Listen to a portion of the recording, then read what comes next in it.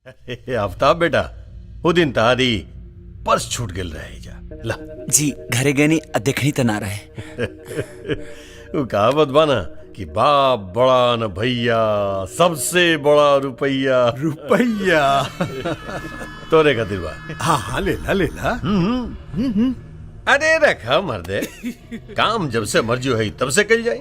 हाँ देखा आफ्ताब बेटा, आदमी जब हाथी पे सवार हो जाला ना तो ओकरा साथ चले वाला के कद अपने आप छोट हो जाला, बुझल?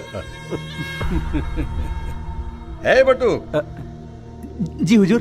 अरे तनिक इनका पार्टी के सब आदमियों से मिला दिया भाई, ताकि सबके साथ आफ्ताब घुल मिल जाए। हाँ हुजूर। हे दरोगा, जी सरकार।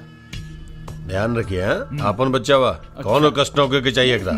हाँ जी सरकार, ई भइलू बात राव राधे सर आंखों पर सरकार। हाँ जी चला था नहीं। हाँ चल चल चल चल। जा बेटा, अपन ख्याल रखिया और मस्त रहा, कोनो चिंता मत करिया। जी सलाम सलाम सलाम सलाम सलाम। सलाम। दर दर दर दर दर दर दर दर दर कभी बेगाना। सरकार मान गई नहीं और पार की नजर के लइका काम के बा। अरे दरोगा, तबे तो तू दरोगा बड़े और हम विधायक बनी। ऊ तो बोले बस। बिल्कुल सही बात।